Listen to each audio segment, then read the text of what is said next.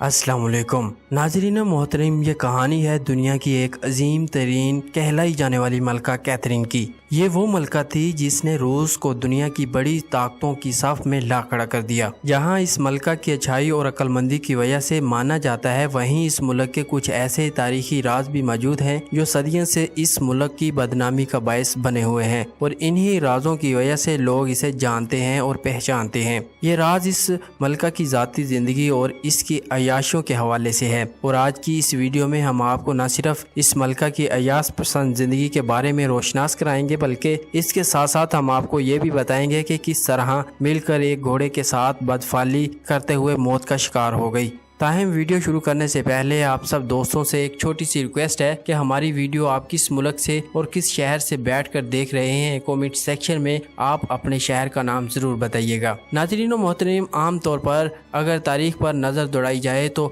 ہمیں بادشاہوں کی عیاشیوں اور ان کی کثیر بیویوں اور کنیزوں کے بارے میں واقعات ملتے ہیں، لیکن اس ملکہ کی زندگی ان بادشاہوں سے زیادہ عیاشیوں سے بھری ہوئی تھی، اور اس ملکہ کی عاشقوں کی فہرست بھی بادشاہوں کی محبوباؤں سے لمبی تھی۔ اور حیرت کی بات یہ ہے کہ اس کے عاشقوں کی طویل لسٹ میں صرف انسان ہی نہیں بلکہ جانور بھی شامل تھے۔ ناظرین محترم، اس ملک کو تاریخ میں کیتھرین دی گریٹ یا کیتھرین سیکنڈ کے نام سے بھی جانا جاتا ہے، جس نے روس میں 1762 سے لے کر 1796 تک یعنی 30 سال حکومت کی۔ یہ روس میں کسی بھی عورت کا آج تک سب سے بڑا دور حکومت یعنی حکمرانی ہے۔ انہیں 30 سالوں میں اس ملکہ نے روس کو پسندیدہ ریاستوں سے نکال کر ایک ابھرتی ہوئی قوت میں تبدیل کر دیا تھا، جو آج تک دنیا کی ایک بڑی طاقت تسلیم کی جاتی ہے۔ ملکہ کیتھرین کا اصل نام پرنسس سوفی فریڈرک تھا۔ یہ یورپ کی ایک ریاست پولینڈ میں پیدا ہوئی۔ یہ ملکہ ویسے تو شاہی خاندان سے تعلق رکھتی تھی، لیکن اس کے باوجود اس کے گھر کے مالی حالات کچھ زیادہ اچھے نہیں تھے، لیکن قدرت کو کچھ اور ہی منظور تھا، اور خوش قسمتی سے اس لڑکی کی شادی پیٹر دی گریٹ کے پوتے روس کے پایا تخت کے وارث پیٹر ہولسٹین سے ہو گئی۔ یہ اول درجے کا شرابی اور نااہل شخص تھا۔ شادی کے بعد پرنسس سوفی فریڈرک پولینڈ سے روس منتقل ہو گئی، یعنی رشیا آ گئی، اور اپنے شوہر کا مذہب قبول کرنے کے بعد اس کا نام کیتھرین رکھ دیا گیا۔ یہ شادی صرف ایک نام کی شادی تھی، کیونکہ پیٹرسن کو اپنی حسین و جمیل بیوی میں کوئی دلچسپی نہیں تھی۔ وہ بہت عجیب و غریب اور عیاش ذہن کا مالک تھا، اور بادشاہ بننے کے بعد اس نے لوگوں کا جینا حرام کر دیا۔ اور دوسری طرف اگر کیتھرین کی بات کی جائے تو اس کی بیوی بھی اپنے 2 عاشقوں کے ساتھ رنگ رلیوں میں مصروف رہتی تھی۔ اسے بھی بادشاہ سے کوئی دلچسپی نہیں تھی۔ پھر اس کے دونوں عاشقوں نے اعلیٰ درجے کی بغاوت کی اور اس بادشاہ کا تختہ ہی الٹ دیا، اور کچھ عرصہ اسے قید کرنے کے بعد اسے قتل کر دیا۔ اس طرح بادشاہ وقت یعنی اپنے شوہر کو قتل کروانے کے بعد کیتھرین خود ہی شاہی تخت پر قابض ہو گئی۔ ناظرین محترم، اور اس نے حکومت کا اعلان کر دیا، اور تخت نشینی کے بعد اس ملکہ نے روس معاشرے کو یورپ کی طرح استعمال کیا۔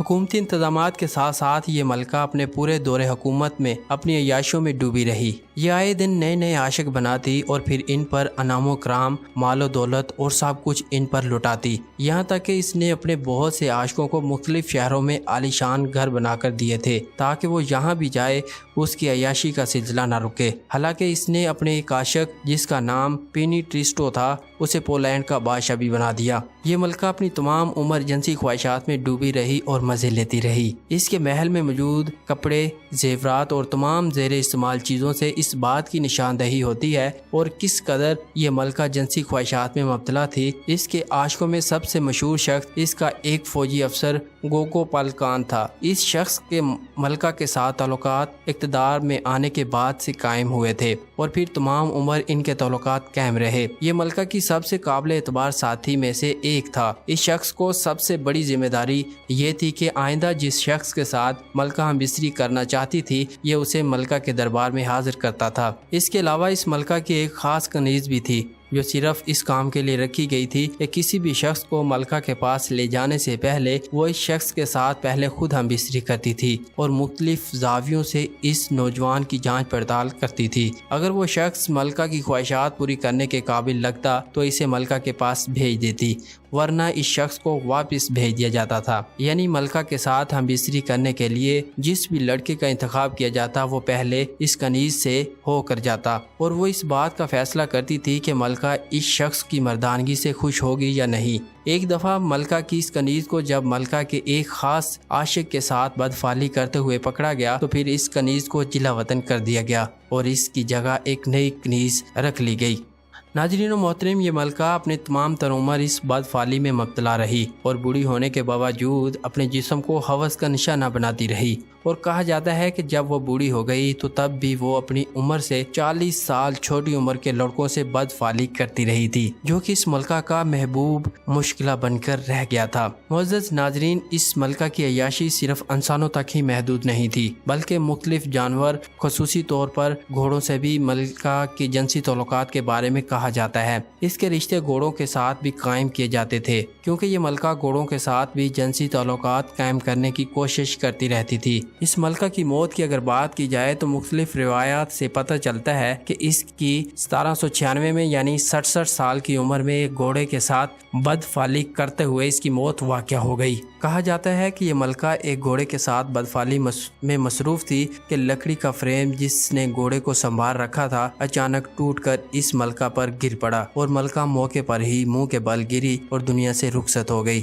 لیکن کچھ لوگوں کا کہنا ہے کہ اس ملکہ کی موت دل کا دورہ پڑنے سے ہوئی، لیکن حقیقت جو بھی ہے ہم نہیں جانتے کہ کیا تھی، لیکن ملکہ کی پوری زندگی کو اگر دیکھا جائے تو اندازہ یہی لگایا جا سکتا ہے کہ ملکہ کیتھرین بدفعلی کا نشہ کرتے کرتے اس دنیا سے چلی گئی۔ ناظرین و محترم، یہ عورت روس کی ایک عظیم ملکہ تھی، لیکن اپنی غلط کاریوں کی وجہ سے اس کا انجام دردناک ہوا۔ اس کہانی سے یہ سبق ملتا ہے کہ دنیا فانی ہے، ایک نہ ایک دن انسان کی روح اس کے جسم سے جدا ہو جانی ہے اور اس نے اپنی ابدی زندگی کی طرف کوچ کر جانا ہے۔ اس نے اس دنیا میں بجائے عیاشیوں کے اگر انسان نیک اور اچھے کاموں میں زندگی گزارے، یقیناً اس کی آخرت اور ابدی زندگی اس دنیا سے کہیں زیادہ خوبصورت ہوگی۔